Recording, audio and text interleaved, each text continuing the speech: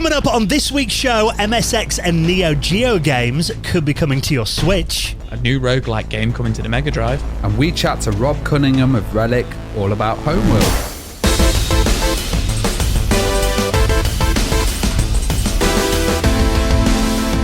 And the Retro Hour podcast is brought to you every week with our amazing friends at Bitmap Books. Now, we are loving Super Famicom, the box art collection. Now, if you're a fan of Nintendo Super Famicom, you're going to love this collection of box art chronicling the illustrations that adorned the Japanese packaging during the height of the 16-bit era. So you can check that out and the rest of their retro gaming books at bitmapbooks.com. And with our friends at PCBWay, now they're massive supporters of the retro community. And if you're working on a retro project right now, give them a try. They offer fully featured custom PCB prototyping service with low-cost, fast turnaround quality boards and services like 3D printing and injection molding. So get an instant quote for your project right now at PCBWay.com. Hello and welcome to the Retro Hour podcast, episode number 371, your weekly dose of retro gaming and technology news with me, Dan Wood. Me, Ravi Abbott. And me, Joe Fox. And a very warm welcome to this week's show, our final one of March, well into 2023 now, and so much happening in the world of retro gaming and technology to bring you up to speed on. That's what we do on the show. Every single Friday, a brand new episode drops, and it is fair to say this show is a show of two halves, isn't it? We update you on what's been happening in the world of retro, and then the second half of the podcast. This is a bit we really look forward to, when we welcome on a veteran of the industry to give us basically their life and career story. Yeah, and this week we've got Rob Cunningham, and Rob worked on the series Homeworld. Now, Homeworld is one of those titles, you need to think about 1997, which was the time period that it started to develop. Ended up coming out in 1999. In that world of 1997, you know, they had not many hardware accelerated graphics cards. There was a kind of style that went with RTS and these strategy games where a lot of them were 2D, a lot of them were flat. You know, they had mini maps in them. Well, Homeworld totally flipped that on its head and created a 3D real-time strategy. So it had a full space environment. They had, you know, memory limitations, polygon limitations, but they managed to really push it. And Rob was the art director of that. So Homeworld is absolutely fantastic, amazing. You may remember it because you may have seen some of the footage of it back in the days with that wonderful classical music and amazing soundtrack. And it was published by Sierra Studios as well. So this is all about the kind of relationship with Sierra Studios, creating that 3D RTS and that kind of standard of space games, which has gone on to, you know, many modern titles at the moment. Well, that's the thing, Homeworld, I mean, it's still a massive franchise. I mean, Homeworld 3 is only a couple of months away now, isn't it? That's really it's about to drop. That was also delayed, but that's coming out. And you know what? They do it right when they release these titles. So I don't mind that it's been delayed, but there's been a lot of hype about it. And they've also done a remaster and a prequel recently as well. Yeah, so it's going to be a really interesting chat. I'm just thinking, we need to ask Rob how many Voodoo graphics cards he thinks at Homeworld sold back in the day, because I imagine there's quite a lot of them flying off the shelf just for that game. So Rob Cunningham of Relic, all about the Homeworld series, those early games. He'll be our special guest on the show in around half an hour from now.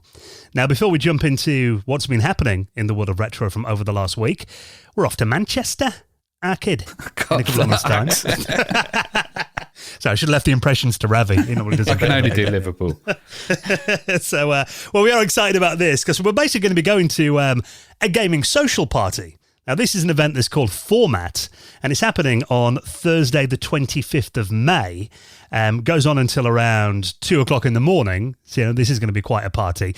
And really the idea is that basically a bunch of people from the gaming community, retro, modern, some of the best companies in gaming as well, we all get together, have a bit of a networking event, a few drinks, a bit of a chat, and it just looks like it's going to be a nice little party, this. Yeah, it seems to be like aimed at the kind of retro gaming scene, the modern gaming scene, but also the kind of nightlife scene. And, you know, we've started to see arcades and everything popping up all over the place at the moment. So, you know, Arcade Club UK is going to be there. There's going to be some big names as well, like Ubisoft, and it looks really exciting. Yeah, and I know Joe's already getting ready to get his Apple Newton out to make some contacts on the night for the podcast. You know what? I really like this because it just seems like a no-brainer. It's a gaming event, which, we absolutely love, but it's based around going out and the nightlife and having a few drinks, which always kind of happens when you go to these big gaming events, like Play Expo and Blackpool and stuff like that. But they're actually making it, as part of the evening part of it. So, you're welcome to have a drink and get drunk and mingle with everybody and stuff like that, which I really, really love that concept. I'm surprised it's not been done sooner. Yeah, to be fair, whenever we go to events, that's always a bit I look forward to the after party, to be honest. Yeah. It is good that it is going to be just the after party bit. So there's going to be more than 23 game studio headliners there as well. 3 floors of video games that you can play in game studios. You can meet your favourite content creators. Loads of YouTubers and Twitch streamers are going to be there. Us guys will be there. Amazing food and drink, prize giveaways. So a really good place just to kind of mingle with the community as well. And whenever we go to events, we always we're a bit cheeky. We ask for a bit of a discount for our listeners. So we've actually got you, if you want to come along to Format in Manchester, there is a 25% discount code that you can use on checkout. I'll put that in our show notes. But basically, if you enter FRM_MCR25, you'll get 25% off the ticket price. So I'll link everything you need to know up in the show notes at theretrohour.com and on your podcast app. And hopefully we'll see you there in Manchester on Thursday, 25th of May for a couple of drinks. Right then, let's get into this week's news now. We keep saying, whenever we talk about the Nintendo Switch, because I know Ravi's still kind of umming and ahhing about getting a Switch. I've got my Wii U. It's still I'm still pretending that's a Switch. But yeah, it does just seem like more and more the Switch is becoming the go-to retro gaming platform. I was having a bit of a play on mine earlier on today, a bunch of new Super Nintendo games on there. Some more of the Game Boy Advance games have appeared in the last couple of weeks too. So there's so much retro on that platform. But it turns out there could be even more with this brand new project, which is called Egg. Yeah, this is I could get this wrong, but hopefully you guys can help me along the way with this one. So Project Egg is being brought to us by D4 Enterprises and was revealed earlier this week that they're going to be aiming to bring a lot of kind of, I don't want to say lost Japanese games, but a lot of like Japanese games that we've not really seen on modern platforms or in the West. So, games from the MSX, the PC-98 and the Neo Geo, they're going to bring them under the title of Project Egg, which stands for Engrossing Game Gallery. So it's a networking, like a streaming kind of service, but for old arcade games and, Japanese MSX games and stuff, but on the Switch. So it kind of brings it to a newer audience and a wider audience, which I think is really cool.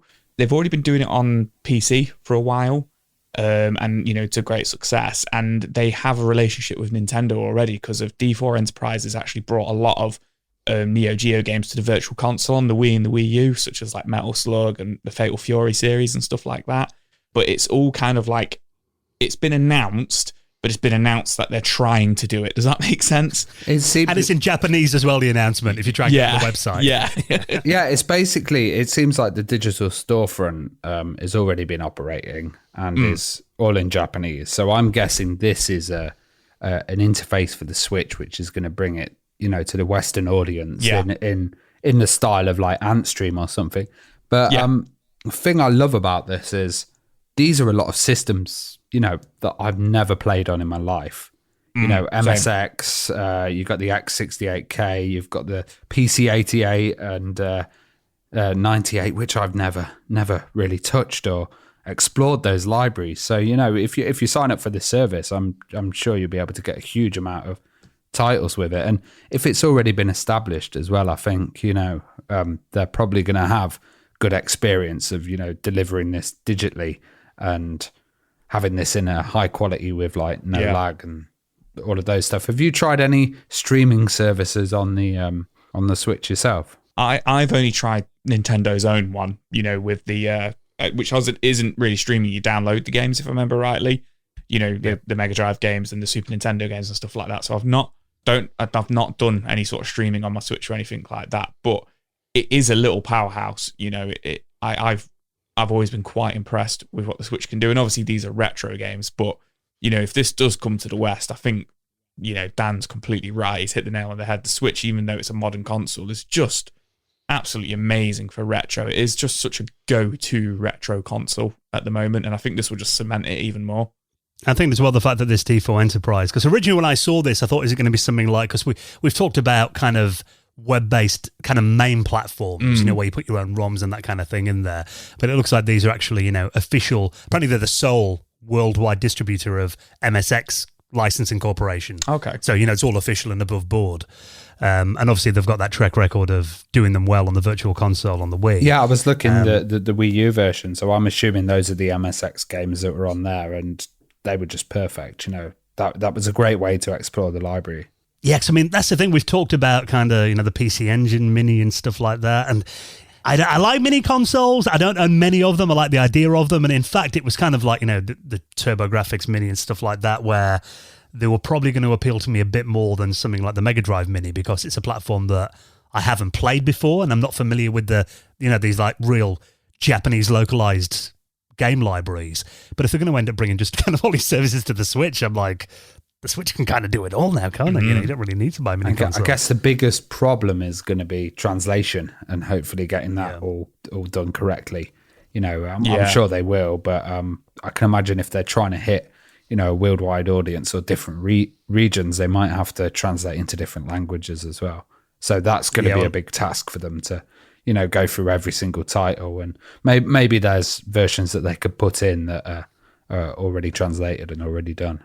Yeah, though just to clarify, at the moment, they haven't said it's coming to the West at all. There's no they haven't revealed any plans to do that. But I think, it's often complicated doing that kind of thing because of, if they own the worldwide licensing, I guess that's going to help them a lot, because that's normally a problem, isn't it? Whether they can do it in different regions and make changes to the game code, like you said, then to change them into English language. But if they have the rights to do that, it would make sense. So I think there is interest because, retro gaming now, I'd say I've been a retro gamer, if you like, for about, I started playing Spectrum games on my Amiga and, GameCube, Game Gear games back in the late 90s and stuff. So I've probably been a retro gamer for around 25 years, with a bit of a break. But I kind of feel like I've explored most of the library of systems that we got in, like, the West. So it kind of feels like I'm ready for something new that I'm totally unfamiliar with now. It makes sense for them to use that base of users that are already there that already have Switches and that they're into that ecosystem. Just address that, and then it's a goal, really. They can just score straight away with that. And it feels like a new console as well. It's cool. I love the Mega Drive games and that on the Switch, but I'm kind of at the stage now after 30 years where I could probably play Sonic the Hedgehog 2 blindfolded. Yeah. And that's not a challenge, Joe. Well, I no YouTube videos coming out of that. I know we keep saying it's a no-brainer, but the fact that they even say, they want to bring these games, to a new audience and a wider audience, so bringing it to the West, I think it's got to be done. But, like you guys both say, it's just whether they can, some of these games might not have English translations and stuff like that, so it just depends how big of an undertaking it is. But either way, even if it doesn't, I still think it's very cool, bringing these kind of like obscure consoles to, modern gamers. Yeah, absolutely. So we'll keep an eye on that. Project Egg. There is a video and a website in Japanese if you want to check it out, and a nice article on Nintendo Life. That'll link up in our show notes and on your podcast app as well. Head to theretrohour.com. I did talk about playing Mega Drive games over and over again, but, there are, of course, new Mega Drive games that come out all the time. If you're a Mega Drive gamer, it's actually been a pretty good couple of years for new titles on that platform, and some very impressive looking games coming to the Mega Drive. And I'm going to say Ravi's favourite word now, because it does seem to be the retro gaming genre that's really in vogue right now. It is a roguelike game, Ravi. A new one that's coming to the Mega Drive, Planet B. Yeah, it looks exciting, this one does. I like the procedural kind of random generation in there that they have, which is going to, make the game last a lot longer. It looks interesting. What do you think, Joe? I'm not really an expert in the genre, as you know already. Yeah, none of us seem to be, but it seems to be the new genre, roguelike. I think it looks cool. I think graphically they've nailed it. It's the Mega Drive. You can't go too wrong with the Mega Drive, but I think graphically they've nailed it. That pixel look. And I love the soundtrack. We've only got a 45 second trailer at the moment, but it really reminded me of Echo the Dolphin, the soundtrack did. And then the look of it reminded me of the old Phantasy Star games, but it kind of meets Zelda for the Super Nintendo, A Link to the Past. That's kind of the look of it. It kind of reminded me of.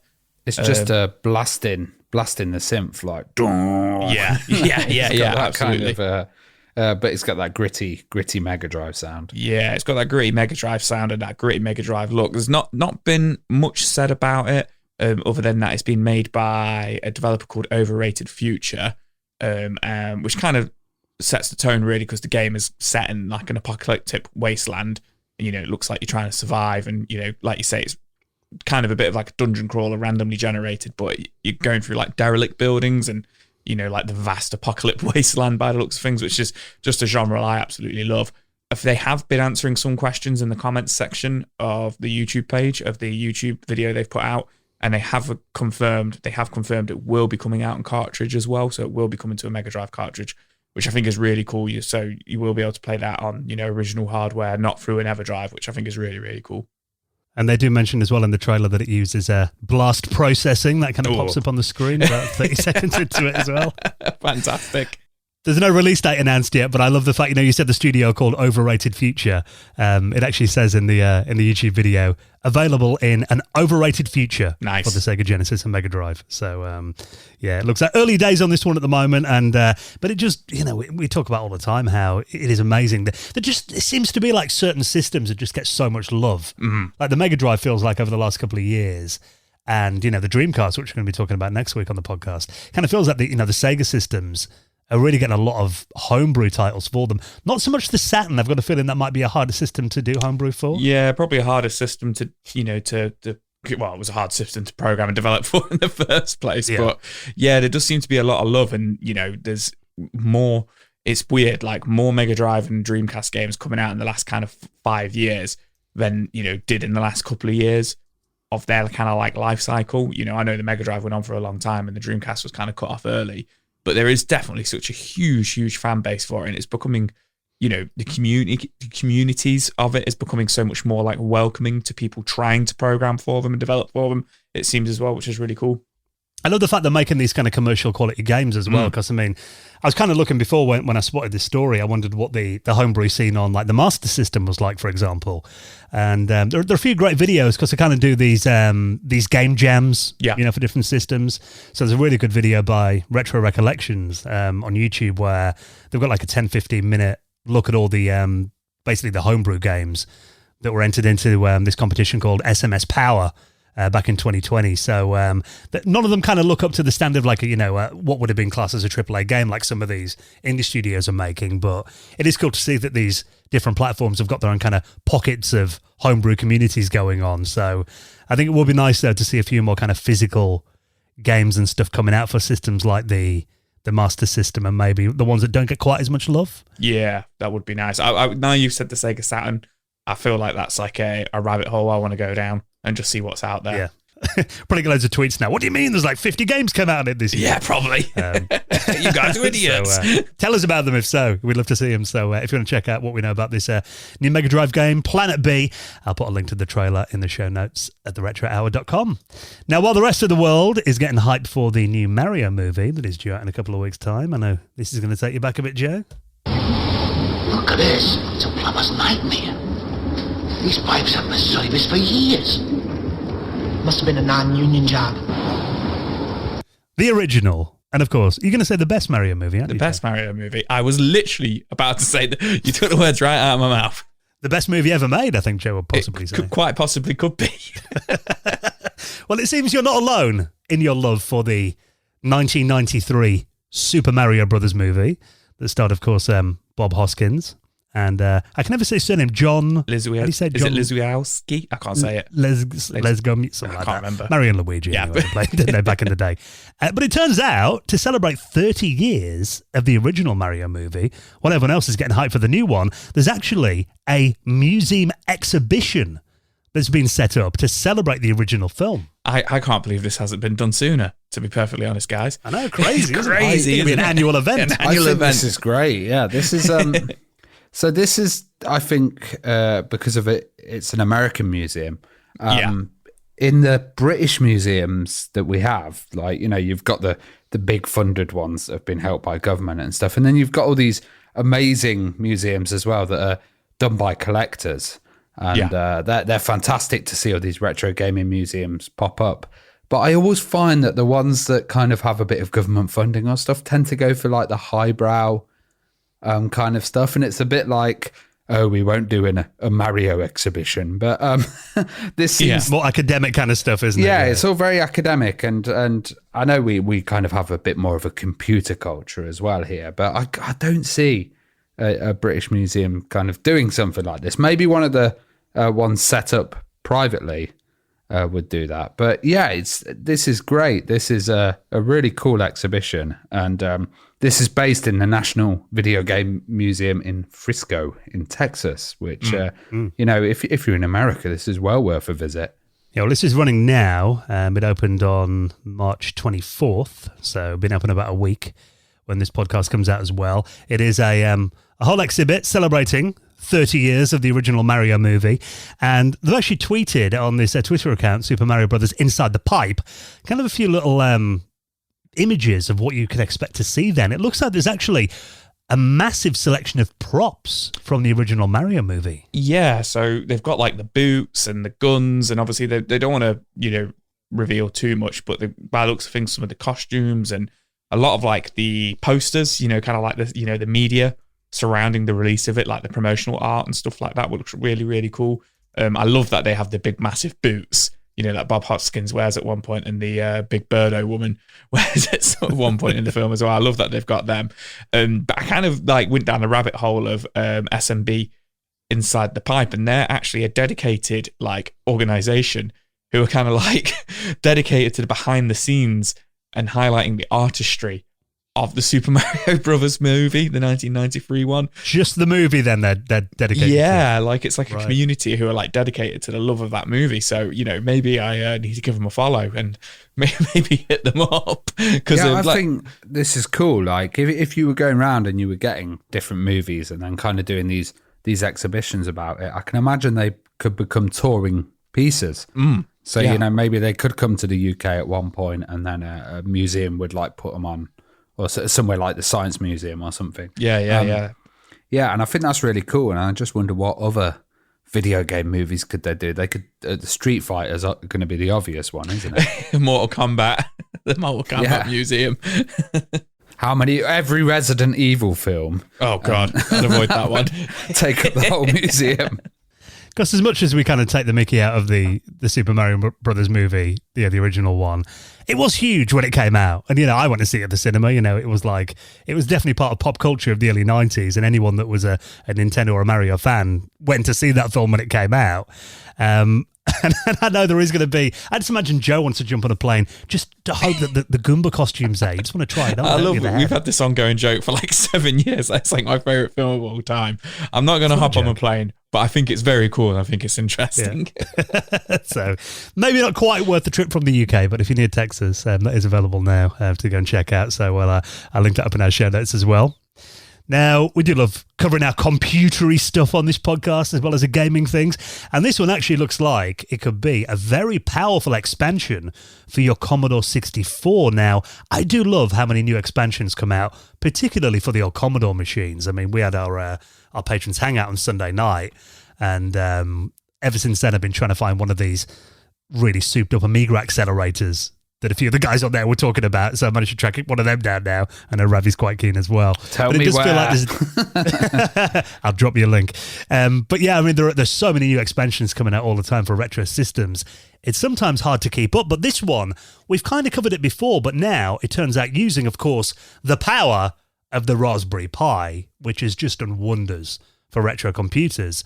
This is a really fantastic new cartridge, a full expansion for the Commodore 64 called the Radcart. Yeah, so we did mention this before because we did a story about a Doom running on the C64, and that was using the power of the Raspberry Pi. And this is basically an expansion card, but it gives you a CPU boost, and it also emulates RAM as well, so it emulates the RAM expansion. And the way that it works is it uses a Raspberry Pi.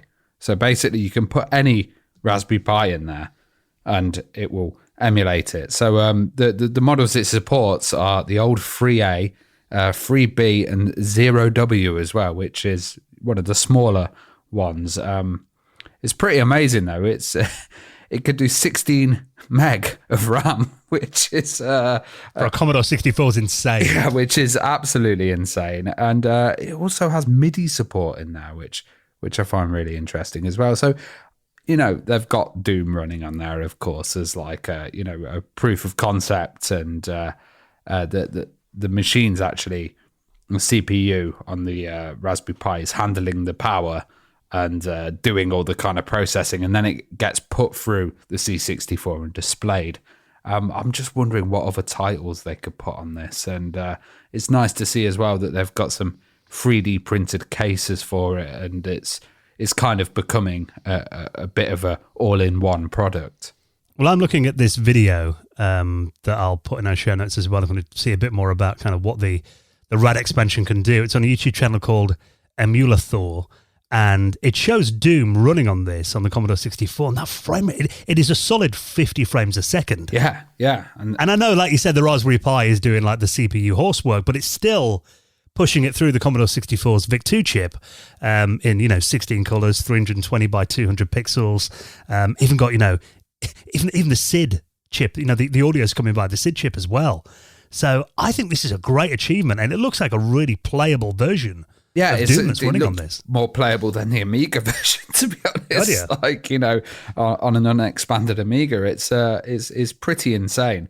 And I'm just thinking like what the capabilities are going to be like when people develop some more software to support this. Stuff like, videos being played on their YouTube. There's going to be all sorts, especially if you've got the ability to hook it up online as well.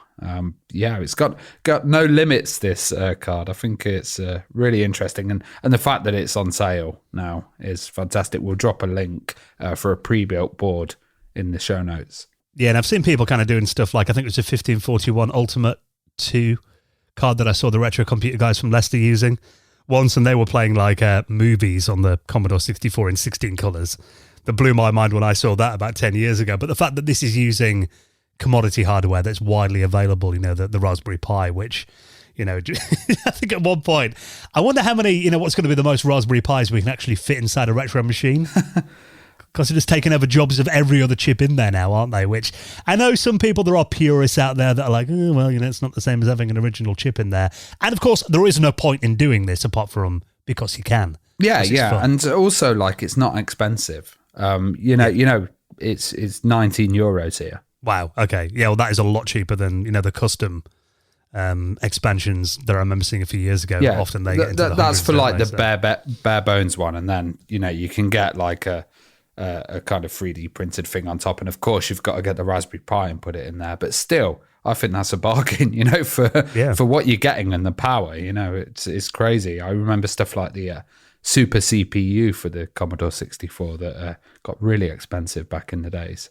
Yeah, and even using, Pi Storm on the Amiga, where you can put a Raspberry Pi inside your Amiga 1200 or your 500 and, kind of use that as a souped-up accelerator. If you were to buy an actual accelerator that could do those speeds, I mean, God, you're talking thousands of pounds. I remember I went years ago to Nova Demo Party, and they had a guy with a BBC, and he plugged the Raspberry Pi into the BBC, and that was the first time I've seen it used as like a co-processor. Yeah. And I was like, this is insane. And I just thought somehow in my head that it was just going to stick within the BBC world. But it's great to see all these other machines benefiting.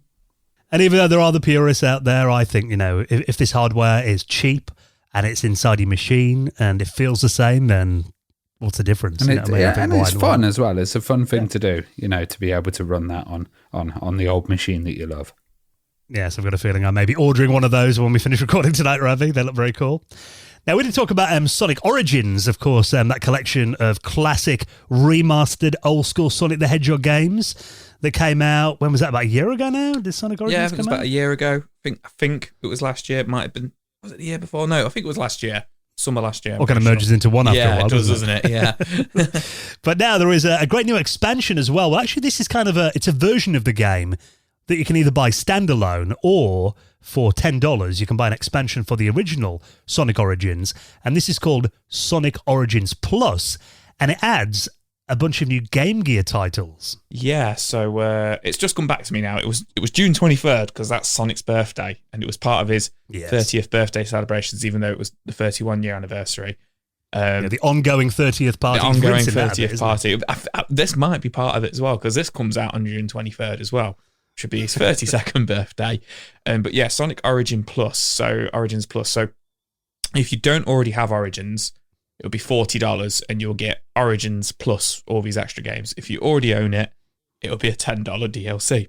And not only does it come with all the Game Gear games, it also makes Amy playable. You know, the pink hedgehog who's, you know, Sonic's like love interest, playable in the Origin games that you already get. So Sonic 1, 2, 3, Sonic and Knuckles, and Sonic CD, which I think a lot of people were disappointed she wasn't playable in those games because of there's a lot of like anime, you know, like they kind of like made Sonic Origins like a story that linked all 4 of those original games together, and Amy's like in the clips, you know, like in the cutscenes in between.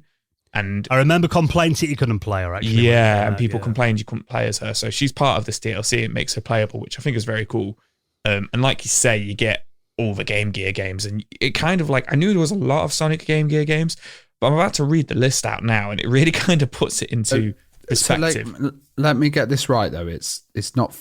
Obviously, it's not for the Game Gear, it's for the PS5 and PS4 and the Xbox new ones. But it's for the Origins pack that came out last year. But it has those games within it then. That's correct, yeah. Because I was looking at this thinking, ooh, all the Game Gear games for my Game Gear. But no. So it's for modern consoles, you know, Steam and PS5 and stuff like you say. So you spot on there to make it clear. So we kind of win at that, is that you already know what Sonic Origins was. So Sonic Origins was a pack for modern consoles, and it was a re-release, kind of like I don't want to say HD re-release because that's been done so many times, but they kind of like put a story in there and made it so like Tails and Knuckles was playable in all the games as well as Sonic, which I thought was like a really nice little, you know, little charm to it there. And it kind of like, you could play it in original mode, so you just play Sonic 1 and Sonic 2, or you could play it as like one big story where it just went through as one big game, which is what I did, which I thought was really cool. And I think the idea of it was that, you know, after the movie came out, it was a way to get new fans into the old games. Yeah. That was kind of the idea behind it. Yeah. So this Origins Plus now gives you the Game Gear games. So like I say, you get Sonic the Hedgehog, Sonic the Hedgehog 2, Sonic Chaos, Sonic the Hedgehog Triple Trouble, Sonic Labyrinth, Sonic Blast, Sonic Drift, Sonic Drift 2, Sonic 2-in-1, Tails Adventure, Tails Sky Patrol, and Sonic Spinball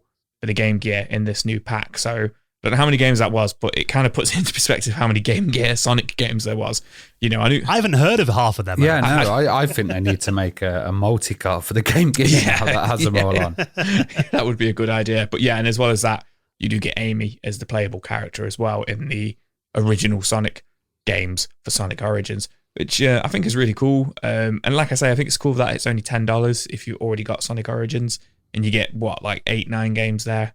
It's interesting though, because I remember when Origins came out last year, I was just before I went on holiday.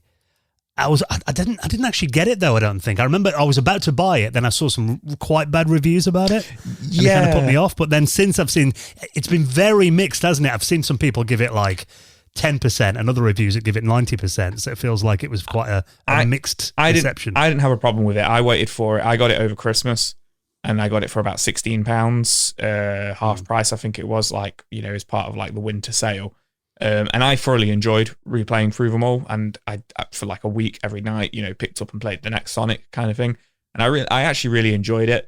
It was really jarring on Sonic 3 because I'm so familiar with the Sonic games that certain levels had different soundtracks, and kind of realizing how many Michael Jackson was involved with, you know, was like, I think there's about 3 or 4 zones on there. I think it's the fairground level, the ski level, and then the last level. So the kind of the last 3 levels, and then a few in Sonic and Knuckles were changed as well.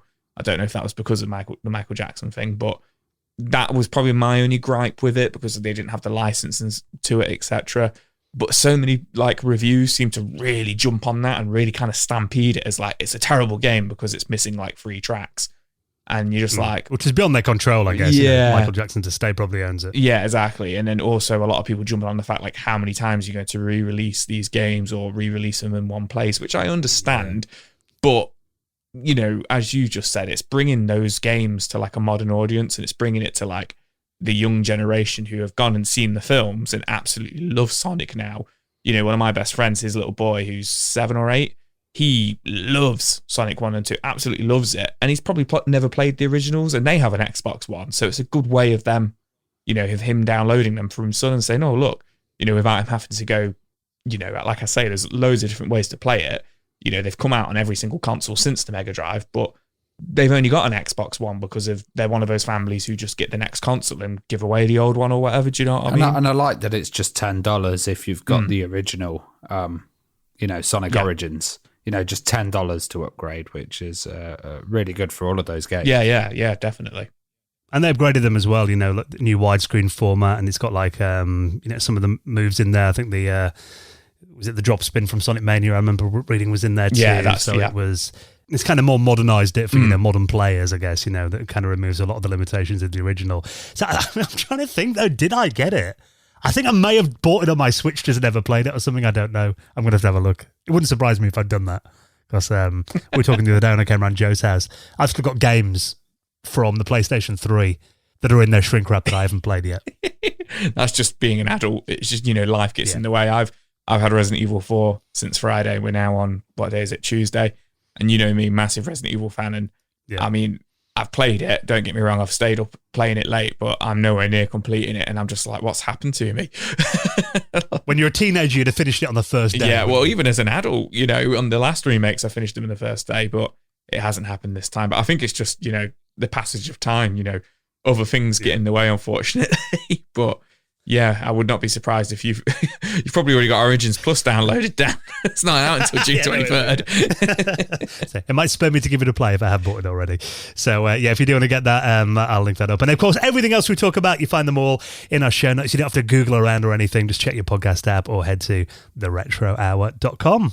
Just quickly before we get into our chat with Rob Cunningham, this week's special guest, just a quick reminder that theretrohour.com is also the place that you can head to if you would like to join our wonderful patrons community. Now, we did have our most recent hangout the weekend just gone, so there's another one of those coming up in a couple of weeks' time, end of the month. We do it last Sunday of every month, 8 p.m. till 10 p.m. UK time. Luckily, even though the clocks changed in the early hours of Sunday morning, and I completely didn't realise that my missus woke me up and it was like 11 o'clock. It's all automatic now. I always have one clock in the house that isn't, and it's usually the oven. And that mine was the oven. Out of date for like half a year. I was like, why have I slept in so late? She goes, the clock's went forward. I'm like, oh, right, didn't realise. But luckily, everyone did make it onto the Patrons Hangout in time. We had a great little chat this weekend. A few new faces that joined us too. We talked about all kinds of stuff on the Hangout. I mean, the subjects are so varied now, aren't they?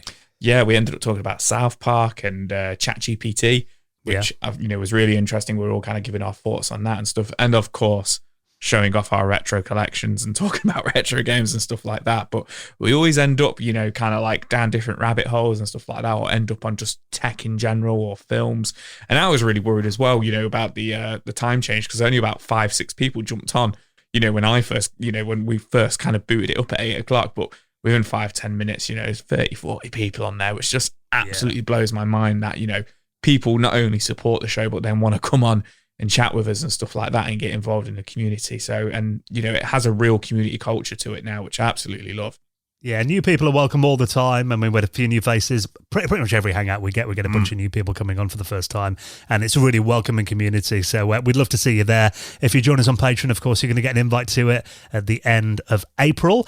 And for our gold members and above, we've actually just recorded possibly the most controversial episode of our bonus podcast, The Retro Hour After Hours, episode 33, where we went all piratey on you. Arr. Yeah. We were discussing piracy throughout the ages, and it was interesting. I had to watch myself so I didn't incriminate myself. But Ravi hasn't got to jail yet. It's been it was really good though. All of our different experiences, and also all the different formats, and quite a few interesting debate points about, like, did Napster help lead to iTunes? And, you know, there's a lot of interesting conversations you can have around piracy.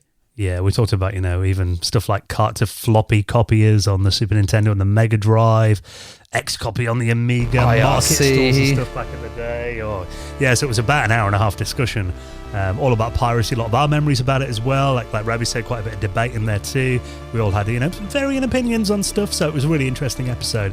And if you join us as a gold member or above, you can not only get the latest episode, but you'll unlock the previous 32 episodes of the After Hours as well, so lots of listening there. And of course, the main reason that you're joining us on Patreon is just to support this podcast and make sure that we can keep bringing out new episodes every single Friday. So thank you so much for your support. Right then, next, going inside Homeworld with this week's special guest, Rob Cunningham. He's coming up next on the Retro Hour podcast.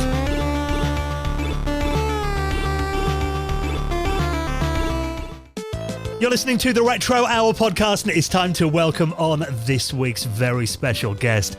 And we're so excited to talk to our guest this week, an original founding member of Relic Entertainment, the art director for the cult classic Homeworld as well.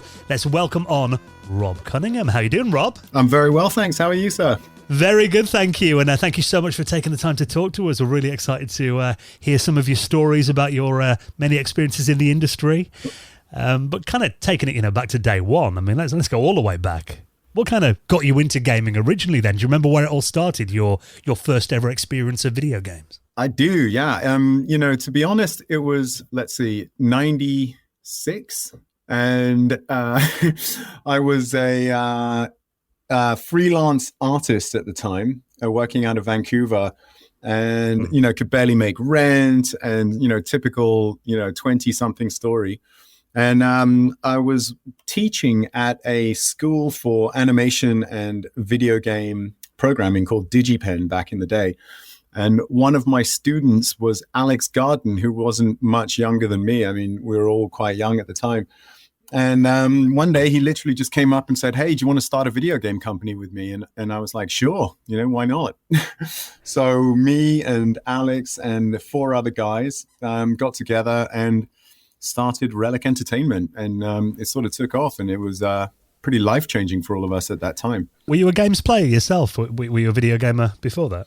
Well, sort of, but you got to remember it was early mid-90s, so video games were sort of crap at the time. I mean, they were all right. There were some cool ones. I remember playing Command and Conquer and Red Alert, and watching other people play Doom because, the mad 3D environment would sort of make me nauseous. But, there wasn't there. I was sort of into it, but not crazy about it. I was watching an interview with you, and you mentioned that you'd worked on an RTS title previously, which you could kind of see through buildings on that one. What was that title? Yeah, so that was a short-term gig I had just before Alex and me and the guys started Relic. It was, I was working with those guys for a couple of months that summer. And yeah, I mean, it was pretty much the same as Command and Conquer, only the buildings were a bit bigger.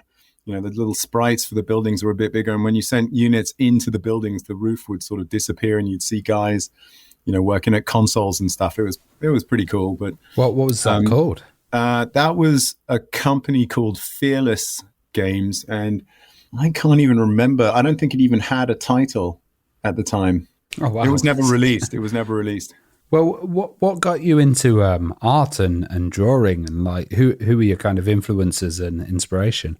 Wow, yeah. So, I've always been into drawing since I can remember, and I always loved the work of Sid Mead and the artists in the Star Wars franchise, the storyboard artists, the pre-production artists, and I was really drawn to that kind of illustration and conceptual art as opposed to fine art. And so, in my, I guess early 20s, I thought to myself, well, I love drawing and I love, making pictures and drawing spaceships and, stuff like that. And I love these movies that have this great sort of, futuristic visualization or art direction. And, so at the time I thought, I got to get into movies. I got to start doing storyboards and, get into film pre-production visualization. And then that sort of, brought me to Vancouver and led me sort of by accident really into the video game business. I think it was pretty crazy. You mentioned that your students had actually asked you about, founding Relic and creating a company. How quickly did that, turn into an actual company? And What was the kind of like turnaround like? Were you working collaboratively before, or had you not even worked together? The founding group of Relic had never worked together, but as a group, I think Alex and Luke had worked together, and I think Alex and Aaron Kambitz had worked together, and Aaron Daly. So I think, we'd sort of, they had worked together, here and there, I think at Radical and EA. But as a group, we had never done anything together before. Indeed, when Alex said, "Hey, let's start this company," I think we all went to his place for pizza on a Friday and met for the first time. And then it was like a week later or something, we were all heading down to Seattle to pitch the Homeworld concept to Scott Lynch, who was at Sierra at the time.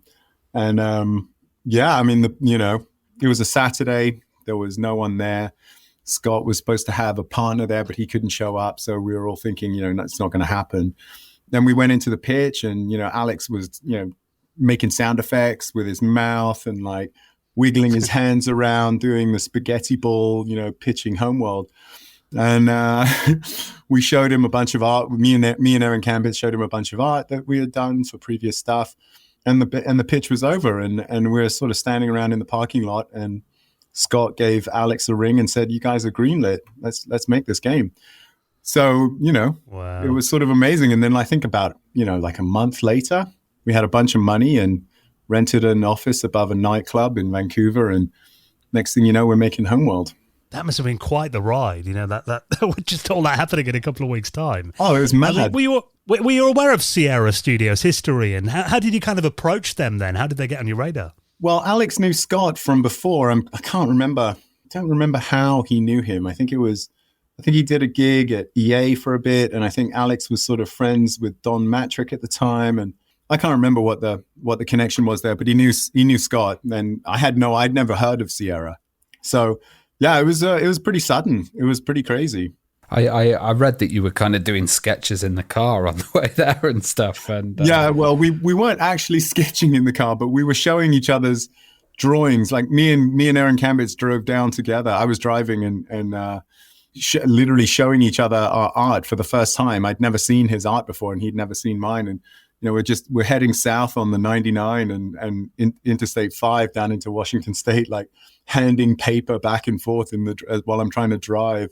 And I just was blown away. I mean, the guy is an incredible artist, and I just thought, my God, this guy is just awesome. I can't wait to work with this guy. So yeah, so we weren't actually drawing in the car while it was moving. Yeah, that'd be quite difficult on a stable surface. It was tricky enough just looking at pictures while driving. Yeah.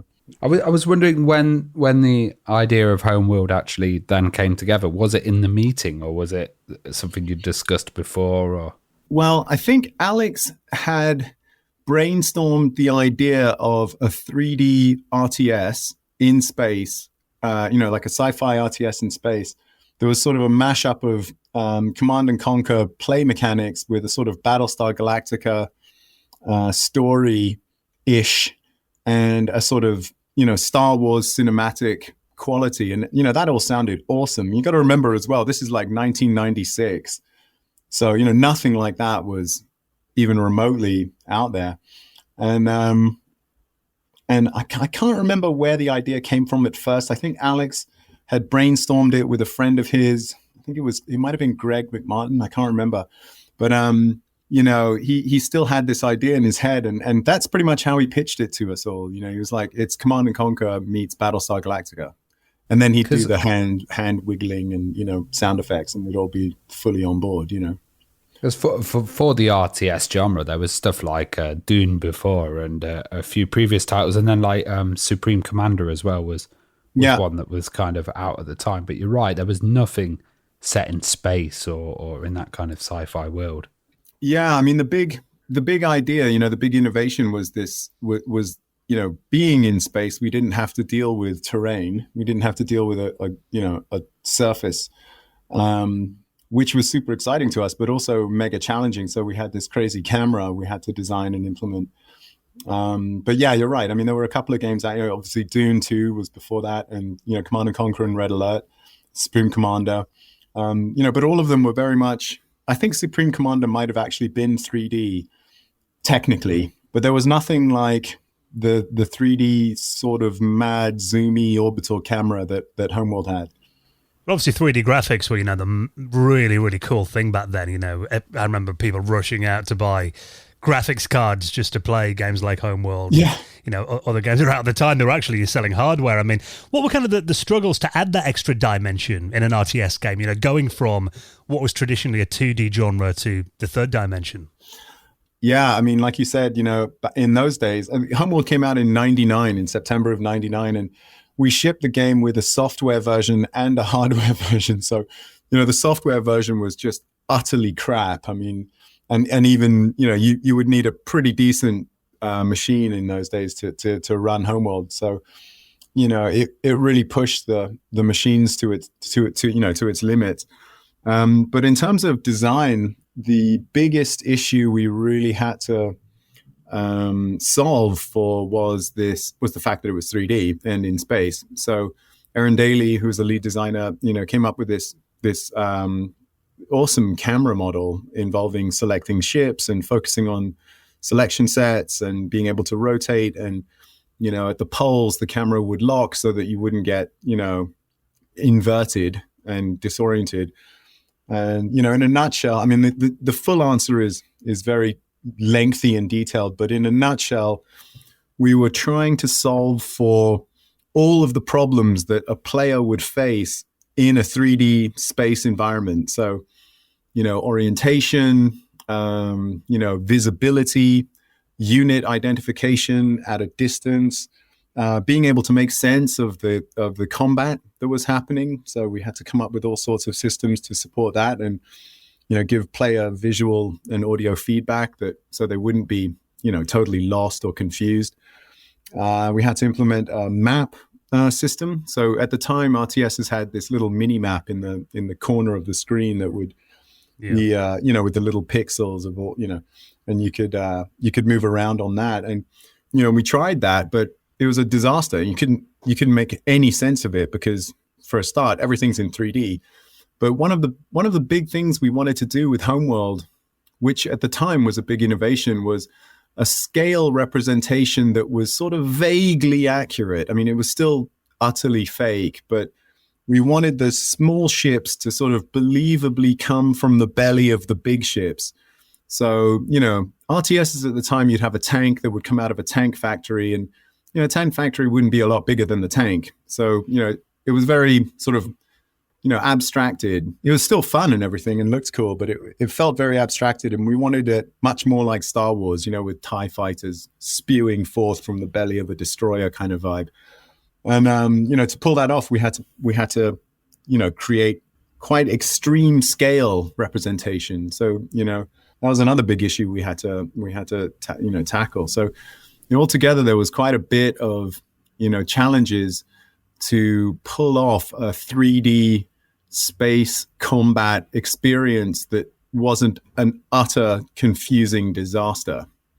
I remember a lot of titles going from 2D to 3D, and you're right, the camera angle was always the really frustrating part about it for the player, and having that kind of full orbit on the camera and the way that it could lock into ships as well was really, really important for Homeworld. Yeah, I mean, you can imagine, it's an incredibly fluid and dynamic environment that you're in there as a player. You're looking through this window, which is, of course, your monitor, at a world that is in just absolute turmoil. You've got, because with Homeworld, you build a bunch of ships, you organize them in formations or a fleet, send them forth across the void. The enemy is approaching from the other direction, and then as soon as they make contact, it's just mayhem, on the screen. Guys are going left and right and up and down and weaving between each other. And, if you got a lot of problems there that you got to solve for. So, well, how did the need for users to recognize units from distance and all the angles play into the design of the ships themselves in the game? Yeah, so it was, so when Aaron Daly came up with the fleet, specs, the breakdown of ships, it was really important for the two main factions to sort of match one another conceptually, right? Like a destroyer's a destroyer, a frigate's a frigate, a fighter's a fighter, kind of on both sides. But we wanted them to look as different and as distinctive as possible, so that when you're looking through the screen at this mad sort of maelstrom of space combat, yeah, absolutely anything we could possibly do to help you out, make sense of this mess, we would do. So, we implemented these long engine trails that came out the back of the ships, so that you could tell where they were and where they were going and where they'd been. That also created this cool sort of smoke in the air sort of air show thing, which was very cool. Different colored engine trails, but the ships themselves had to have very clear and distinctive silhouettes, so that you could make positive ID on the ships at whatever distance. So the Titan fleet, for example, were brightly colored red and yellow striping, which was easy to see from quite some distance. And they also had like big wings sticking off them here and there, and so on and so forth. So we really took pains to sort of design and test the visual silhouette to make sure that they look different. Like if you took a MiG fighter and an F-15 or whatever, they look pretty similar, And if you zoom out, you really can't tell the difference between them. And we didn't want that. We wanted it to be clear that, a Titan fighter looked definitely different in as many ways as we possibly could to a Kushan. Especially on a 17-inch CRT monitor, I imagine. Absolutely, running in software. That's kind of like, you built them for necessity so that the users could recognize them and they work well, and then they became iconic pieces in their own right. Yeah, I mean, it was really, I should say, really kind of rewarding for me and Aaron Kambitz to see, how well the ship designs were received by people, and the sort of longevity of those styles and those designs.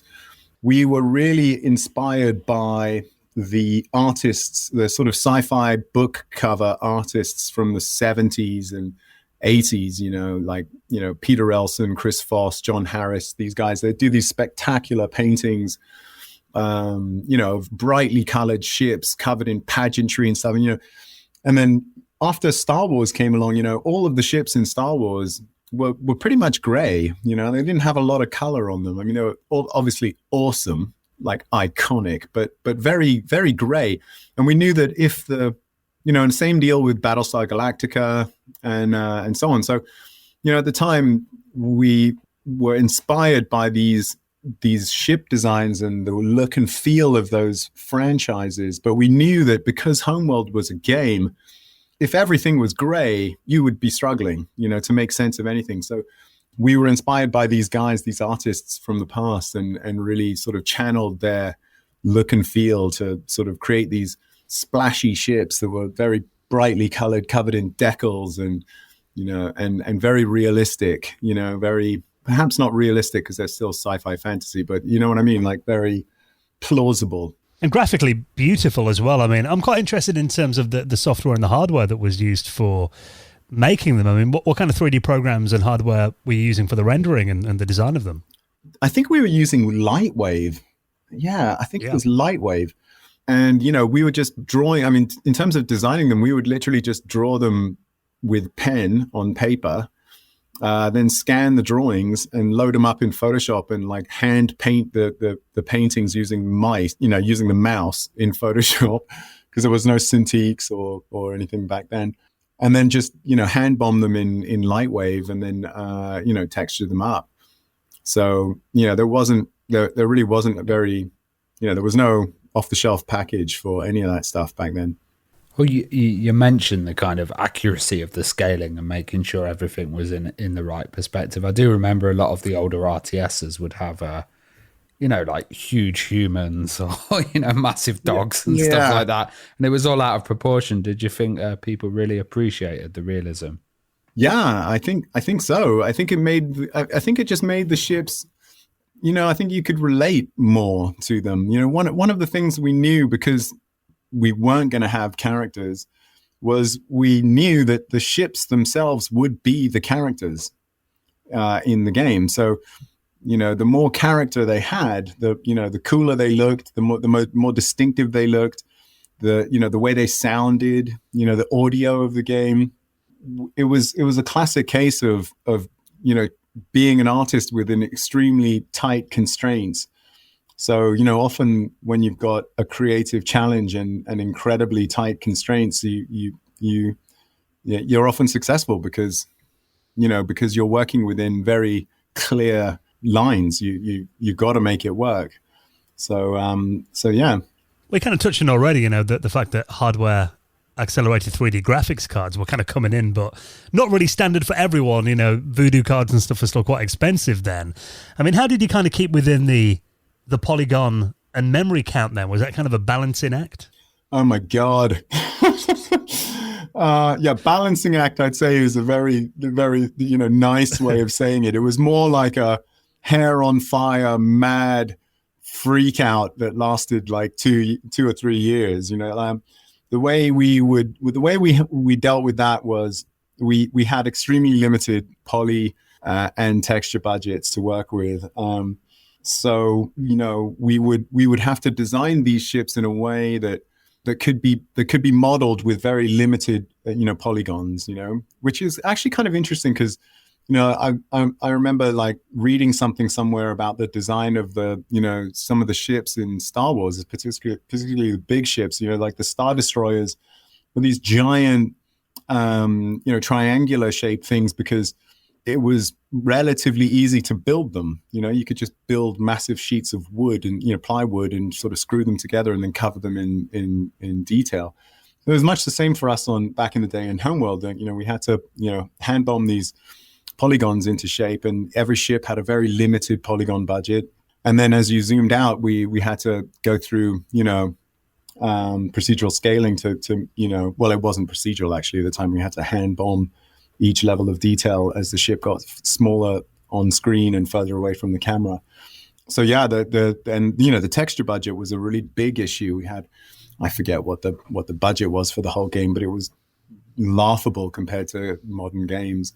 And Aaron Kambitz came up with this incredible method of squeezing detail into pixels that you just couldn't believe it. Like I think he called it the sub-pixel detailing method or something, where by some miracle he was able to put colored pixels next to one another and miraculously articulate detail that just didn't exist in the texture. So you want to make a hole in the side of the ship, and there's a little highlight on one edge and a little shadow on the other, and it's literally like 2 pixels that are holding that information, and inside there's just sort of like 4 pixels that are slightly different colored gray, but from the right distance, it looks like there's some, like a little carburetor or something in there, and your mind does all the work.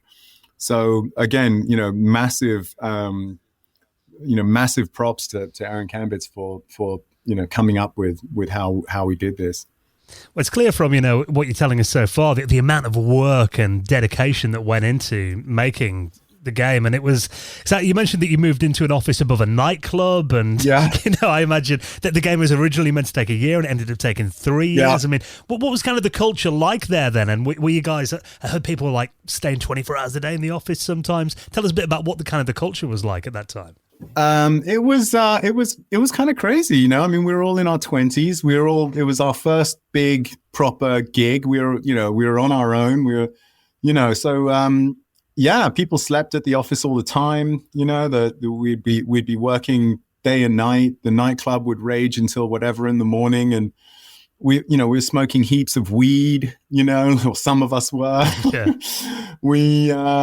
It was a lot of fun. It was very stressful, but the team chemistry we had was really fantastic, and everybody really got along, and everybody worked really hard, and there was this sort of fantastic sort of, I don't know how you would describe it. I guess like a meritocracy where every time someone did something awesome, it would just inspire everyone else to do something awesome in return. And so there was this sort of positive cycle of achievements that were happening sort of routinely. And of course, on the personal side, it was a disaster. Everyone's girlfriends left them. No one saw anyone from their family for ages. Everyone was wondering if we were all still alive.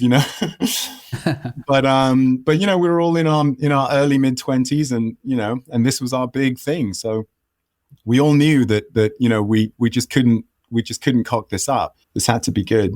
Well, one thing that really stood out for me was the music in Homeworld, and it kind of had that space epic feel, and like Space Odyssey to me. Where did that kind of classical music idea come from, and how did it develop?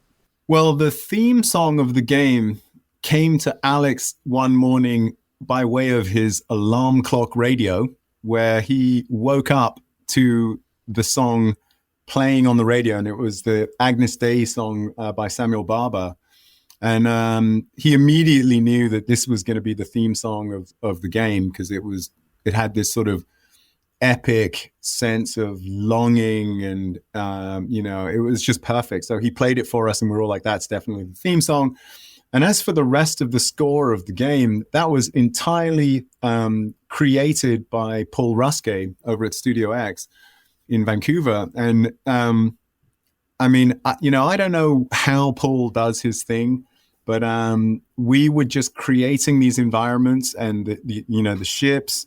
We had the story coming together, and then we started making all the backgrounds and the lighting for the game, and this sort of epic galaxy voyage, space voyage was starting to come together. And then Paul just printed out screenshots of all the locations and taped them to the wall of his music studio in a row. So he had the entire campaign of the game sort of sitting there on his wall in front of him. And he just started cranking out the music, just all of these, ambient tracks, one after the other, to really set the tone and the feel for each location. And then, scoring all of the cinematics as well. So, the amazing thing about what was being done at that time, and I've said this before, but it's worth repeating, is when it came to finaling Homeworld, there was no time for iteration at all. So the first version of everything we made, with a couple of exceptions, but really not many, was the thing that shipped with the game. So, when it came to the cinematics, that, animatics, Aaron just drew and animated them and then rendered them, and they were done. And then he'd hand them over to Paul, and Paul would just put audio to them, and they were done. With the backgrounds, I would just make one background after the other, and that was it. That was the background that was shipping with the game, and so on and so forth. So it was sort of amazing. It all happened really very quickly in the last year of production, and really, intensely in the last 6 months of production. This beautiful sort of carpet of interactive experience just started sort of appearing in front of all of us, and it was magic. It was really quite magic. Every time someone would add something to the build, we'd all play it and just be amazed and delighted. It was really quite a shocking. I don't think any of us had experienced anything like that at the time. Yeah, it definitely feels like stuff was going at a pretty intense pace, and the project growing rapidly as well. And there's one point of note, kind of following on from the audio there as well, because my mum was a bit of a prog rocker back in the day, and I know you had I remember listening to Owner of a Lonely Heart when I was a kid by the band Yes. Oh yeah, and they actually did a song called Today for the soundtrack of Homeworld. So how did that come about then? And did you guys get to meet them? Yeah, so I haven't. Okay, so I might be wrong here, but if I'm not mistaken, what happened was we were just about finished with the game, and we had released a beta to a bunch of people to play. And allegedly, I think the bass guitarist from the band was one of the beta testers, because he was a sci-fi fan or something, or a gamer fan or whatever. And, right. Just thought it was awesome, and shared it with the band, and they wrote that song. Our Home is Our World, or whatever was, that song. And they reached out to Sierra to tell them that, that they had made this, they loved this game that we were working on, and they made this song. And Sierra thought it would be really cool to get to get the song in the game, because Yes was like a 70s super band and the art of the game was inspired by these 70s artists. So, they thought it was a good connection. And I was like, yeah, right on. I mean, I was never a Yes fan, but I thought, yeah, right on. Chuck it in there. That sounds awesome. Let's have it. I remember, I don't know if Alex was too keen on it. I remember him thinking, well, Yes was a band from, decades ago. What's the relevance today? And, but whatever, it's like, these guys are rock stars. Let's get them in the game. So yeah, we met them. There was some kind of, I think the release party was held in LA, and there was some sort of press meeting that happened in a restaurant. We were all down there, and then apparently John, the lead singer from the band, wanted to talk to me. And so, these marketing people came rushing up to me, and they were all, in a panic saying, John wants to talk to you. You got to get over there. You got to get over there. And so I was like, okay. And I sat down at the table, and he was going on about wanting to, do some tour.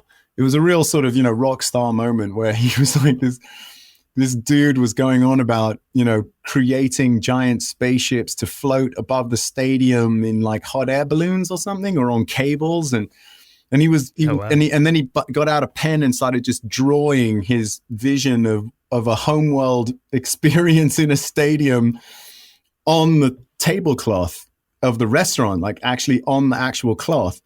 And, these photographers all got in a frenzy and started taking pics. And I remember just thinking, this is awesome. This is never going to happen, but I'm loving this moment right now. And we hung out with the band and, and partied with them. It was pretty fun. That sounds awesome.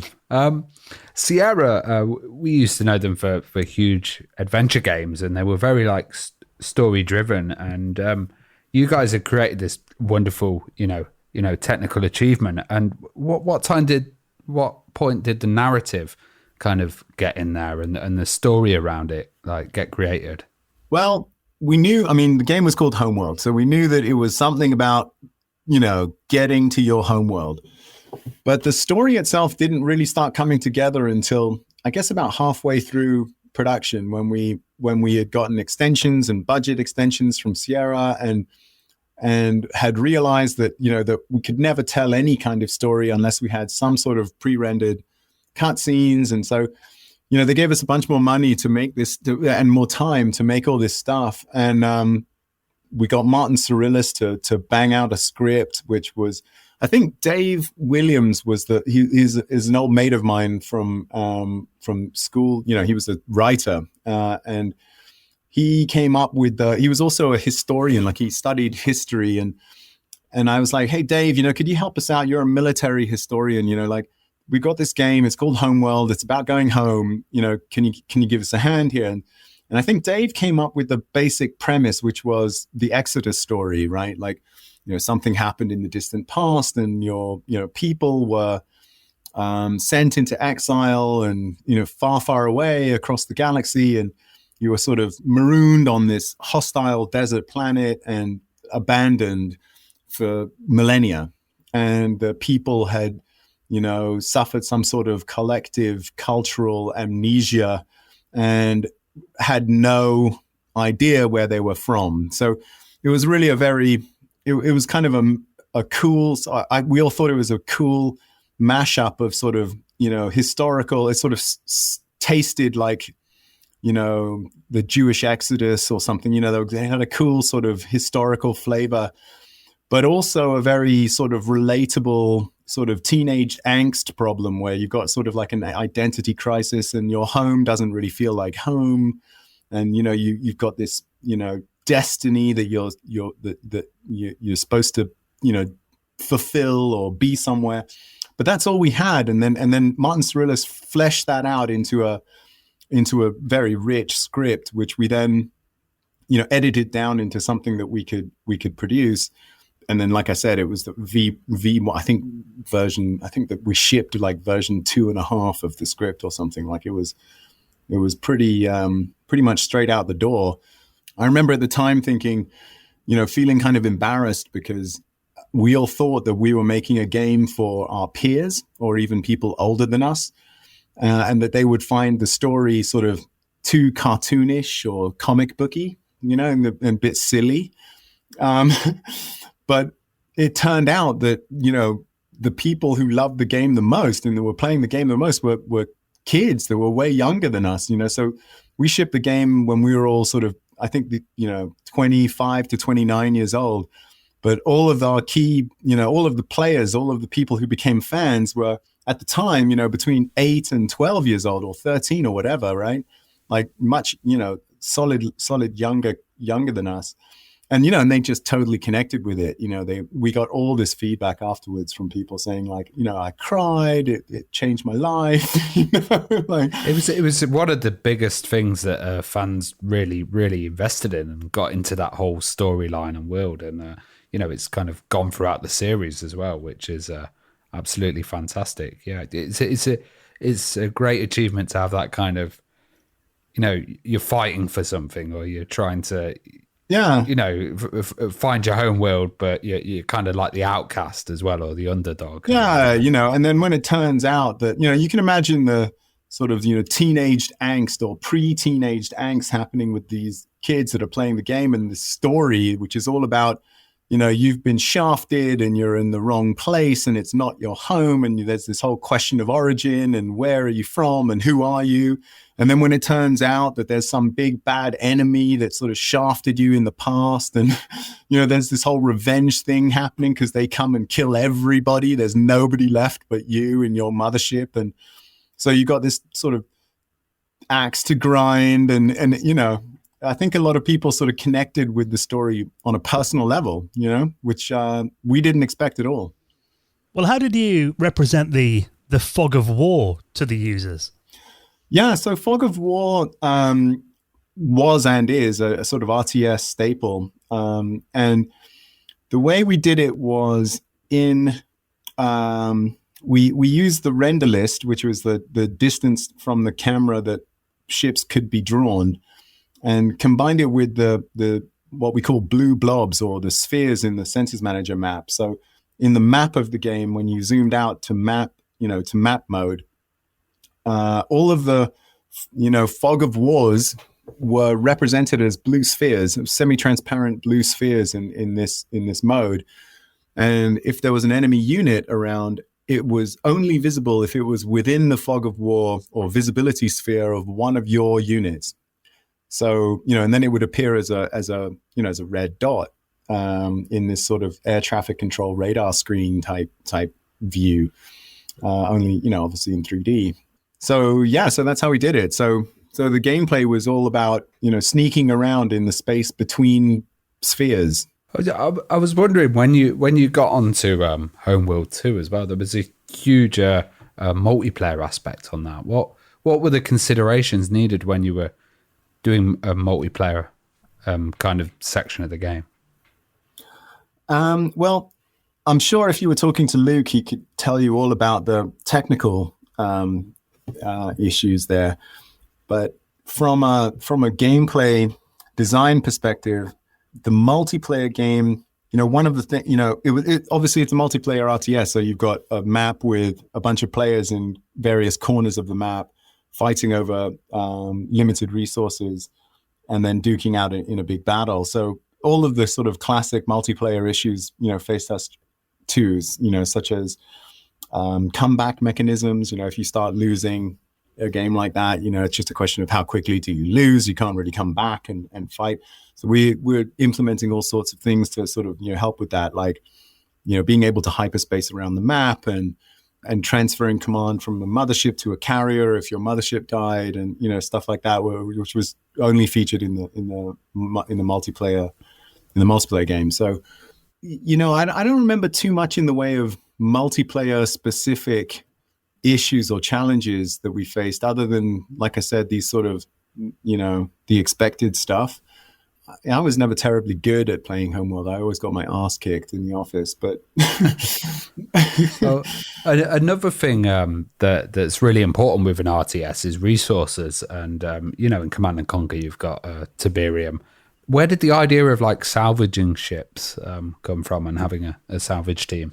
Well, Aaron Daly came up with the the entirety of the resource model, and we wanted there to be multiple ways to collect resources in the game. So you had your natural resources, which were asteroids and nebula, and you had but we wanted there to be something that was associated with enemy units. So Aaron Daly came up with the salvage mechanism, which was implemented as corvettes that would look like little tugboats.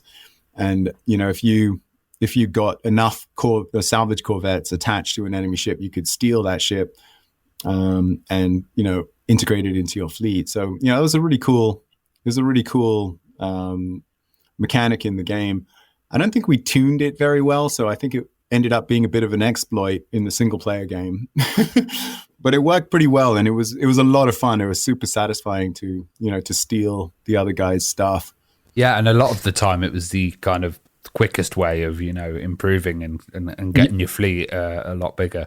Yeah, I mean that's what I mean by not tuning it super well. Well, back in I think it was around 2015, wasn't it, when Homeworld got a remaster? Yeah. And that was very well received. I mean, looking at that, what kind of improvements in that were you most proud of? When Gearbox acquired the IP from THQ's bankruptcy proceedings, I guess that would have been like 2013 when that went down. I immediately reached out to them and congratulated them on the purchase and told them, hey, we got this new studio called Blackbird, and we're working on this ground-based desert, RTS or quasi RTS that, very much looks and sort of feels like Homeworld. We should talk. So that's when we made the deal to create Deserts of Karak as a prequel to Homeworld 1. And at the same time, they were working on remastering the original two titles. So they came to us and said, hey, you guys made this thing, could you, because Blackbird team had a bunch of people, old school people from Relic at the time who had worked on Homeworld, including Aaron Kambitz and myself and so on. So they contracted us in a sort of advisory capacity to help them remaster the original two titles. So Gearbox deserve all of the high fives for the quality of the remaster itself. The ex-Relic, ex-Homeworld Blackbird team provided all of the backgrounds to the remastered games and all of the remastered animatics. We helped out a little bit with the art direction too, on the ships and so on, and what they should look like. But it was very much handled by the internal Gearbox team, and they did a really fantastic job. We were in touch with them like literally all the time, so it felt very much like a collaboration. But yeah, they did a really fantastic job there. And I imagine having you guys involved as well was, really helped, because remastering something, particularly something that people are very passionate about, it can always be a dangerous kind of thing, so you don't want to get it wrong. So yeah, exactly. I guess having you guys advising them really helped. At the time, Gearbox's creative officer was Brian Martell, who is himself a huge sci-fi fan. So Brian was the art director on Borderlands, and is a extremely gifted art director and art enthusiast. So he was the sort of drive behind acquiring the IP and the remastering of the game. So of the games. So and we were in contact with him through Deserts of Karak, and so it was sort of me and Brian Martell that were sort of the contact points. Brian representing Gearbox and myself representing Blackbird. And we kind of built Deserts of Karak and Homeworld 1 and 2 remastered kind of all at the same time. I think they finished the remaster just before it came out before Deserts. Like I think it came out in 15 and Deserts came out in 16. But they were pretty much all guns blazing. And it was pretty intense Homeworld couple of years for us all. And it's kind of great that, people can play it all on the modern systems as well. Yeah. And I was just wondering as well what happened with the expansion Cataclysm. It came out as Emergence, and I heard it was because there was like some missing source code or something. Yeah, I don't really remember what the deal was with that. I mean, Cataclysm was made back in the day by Barking Dog Studios, and when Gearbox acquired the IP, I think they had some kind of trouble finding all the source data for that game. But yeah, I don't know what happened with that. I think they finally did get their hands on it or something. But yeah. Yeah, and then kind of renamed it, but it is out on GOG, which is really good to see. Yeah. I was wondering what's been your favorite experience working on the Homeworld series then? Is there anything that really stood out for you? I could wax nostalgic about the making of the game and the incredible experiences with Paul Ruskay and Aaron Kambitz and the Homeworld team back at Relic.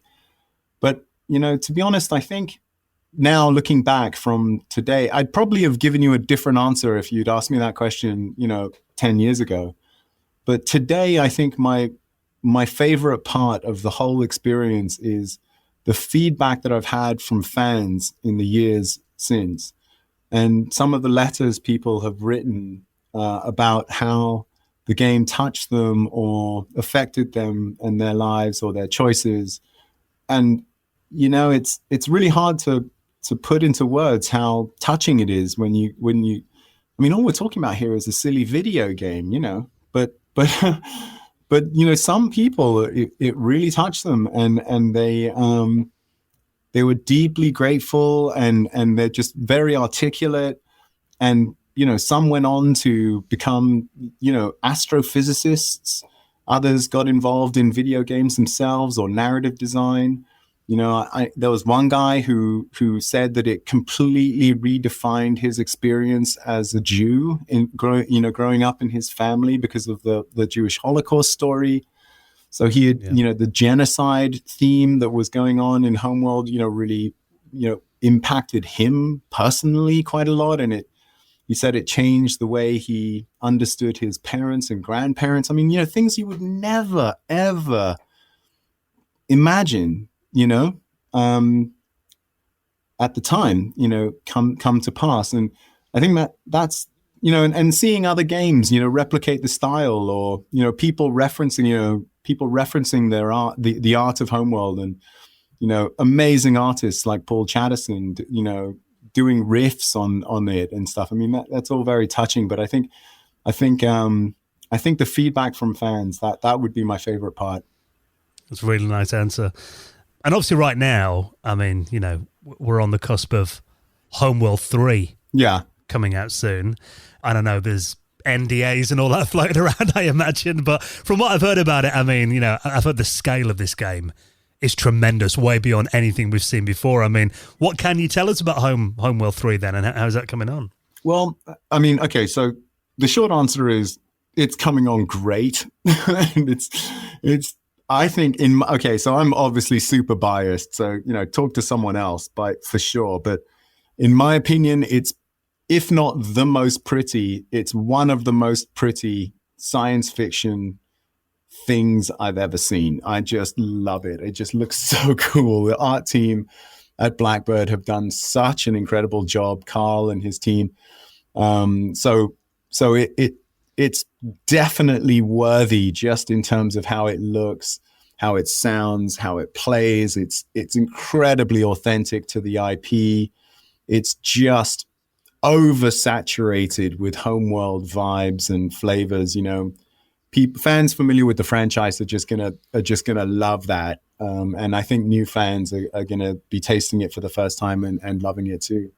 But yeah, the scale is massive. I've said before that, the spirit of Homeworld 3 was really born in the conception of Homeworld 2 in the early 2000s, but we were utterly unable to pull off that scale with the space terrain and geometry that we had in mind at the time. But now it's completely possible, and it's happening in Homeworld 3. So, without, violating any disclosure agreements or letting any cats out of the bag, I can explain a little bit. Homeworld 3 is going to feature space geometry by way of, artificial constructs like, ancient hyperspace gates, but also in addition, asteroid, fields and ice fields and features in the 3D environment that will affect the flow of the game, the strategy game, and the distribution of resources in a really interesting way. So, for the first time, in a Homeworld game, you'll be able to exploit choke points, like unit filtration areas where only small ships can pass through, but the big ships have to go around. You'll be able to deploy, various units that are terrain specific or deal with the terrain in the gameplay in specific ways. You'll be able to fly inside the terrain and exploit cavities within the terrain for various gameplay wins like stealth and so on. So you've got the basic RTS sort of sandwich happening of, resourcing, production, and combat. But it's now layered into this three-dimensional geometry, the three-dimensional strategy game. And again, set against this spectacularly beautiful, environment with a story that is a continuation of the story that is sort of left hanging at the end of Homeworld 2 with this discovery of this gate system in the galaxy. So it's super exciting. It feels wonderful to be working on it. And, I really can't wait to get it into people's hands. Oh, Rob, it sounds epic. I mean, are we still on course for a release first half of this year, do you think? Is that still happening? I think you'd have to reach out to the Gearbox team for more specific release date information. But what I can tell you is that it's going super well. We're super excited. And I really can't wait to hear what people think. Well, Rob, it's been an absolute pleasure chatting to you, and thank you so much for spending some time to reminisce with us. And we can't wait to see the work that you and the guys have done on Homeworld 3. So best of luck with it. We can't wait to play it. Well, and thanks so much for coming on and being our guest. Thanks so much. The pleasure is 100% mine. That was really fun. And thanks so much.